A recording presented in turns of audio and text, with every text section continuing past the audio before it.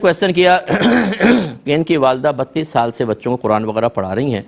جب ختم قرآن ہوتا ہے تو لوگ اپنی خوشی سے کوئی چیز آ کر دے دیتی ہیں، کپڑے وغیرہ جیسے یا پیسے دے دیتے ہیں لوگ. تو کسی نے کہا کہ اس طرح آپ کا ثواب ضائع ہو جاتا ہے. دیکھیں، پہلی بات تو یہ کہ اس قسم کا جس نے بھی فتویٰ دیا اس نے گناہ کبیرہ کیا. ہم نے آپ کو بارہا بتایا، جب نہ آتا ہو نا کچھ تو پھر بولنا نہیں چاہیے. نبی کریم صلی اللہ علیہ وسلم ارشاد فرماتے ہیں، جو بغیر علم کے فتویٰ دے اس پر زمین و آسمان کے فرشتے لعنت کرتے ہیں. مسئلہ یہ ہے کہ طاعت پر اجرت لینا اصلاً تو منع ہی ہے. طاعت مثلاً نیکی کے کام پر کوئی اجرت لینا یہ منع ہے. اجرت کب ہوگی؟ جب آپ طے کریں گے کہ بھئی میں پڑھاؤں گا اور اتنا لوں گا، ٹھیک ہے نا. یہ اجرت طے کرنا تھا. پہلے دور میں یہ سب منع کر دیا گیا تھا. یعنی قرآن حدیث کے دلائل یہ ہیں کہ منع ہے. امامت کی اجرت نہیں لے سکتے، بچوں کو قرآن پڑھانے کی، دین پڑھانے کی، اذان کے، امامت کے پیسے نہیں لے سکتے. لیکن پھر جب دور بدلا اور اب لوگوں کے معاشی مسائل بڑھے، اگر اس کی اجرت نہ رکھی جاتی تو پھر امام صاحب بیچارے پتہ چلتا نماز کا ٹائم ہے، بازار میں بیٹھے ہوئے ہیں، کاروبار کر رہے ہیں. تو چونکہ پھر کار دین متاثر ہوتا، اس لیے بعض چیزوں کا فقہا نے استثناء فرمایا، جن میں ایک تو یہ تعلیم قرآن، اسی طرح یہ حدیث وغیرہ پڑھاتے ہیں جیسے درس نظامی، اسی طرح مؤذن خادم مسجد کا، اسی طرح امام حضرات.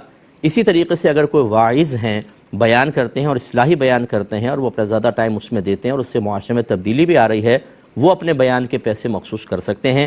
اس کا استثناء کر دیا گیا. اب یہاں آپ کی والدہ کی صورتحال یہی تو اجرت کا استثناء کر دیا. یہاں صورتحال یہ ہے کہ آپ کی والدہ فی سبیل اللہ پڑھا رہی ہیں، آخر میں کوئی کچھ دے دیتا ہے تو وہ لے لیتی ہیں.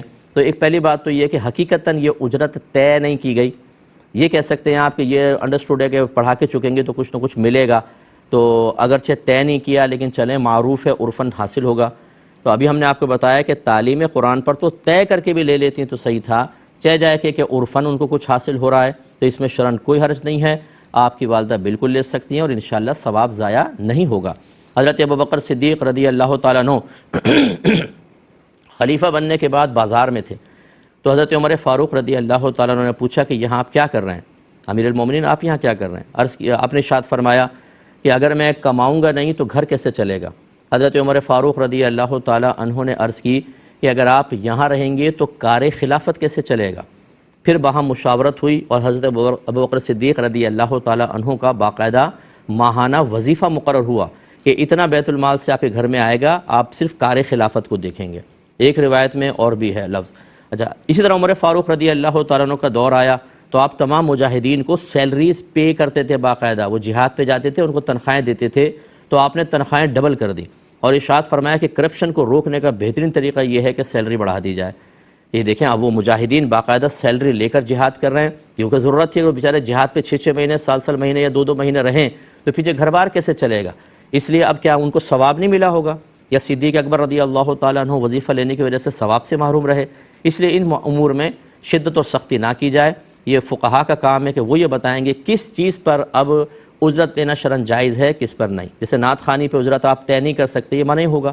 اسی طرح حافظ نے اگر تراویح پڑھانی ہے، تراویح کی اجرت طے کرنا بالکل شرعاً جائز نہیں ہے، کیونکہ یہ کوئی ایسی چیزیں نہیں ہیں کہ ان کے بغیر دین کے کام کا نقصان ہو رہا ہو. اس لیے اچھی طریقے سے سوچ سمجھ کر پھر کوئی فتویٰ دیں، ورنہ اندھدھن ایسی بات کہہ کہ حلال کو حرام کرنا یہ شرعاً بالکل جائز نہیں. آپ کی والدہ بالکل لے سکتی ہیں. یہ کہتے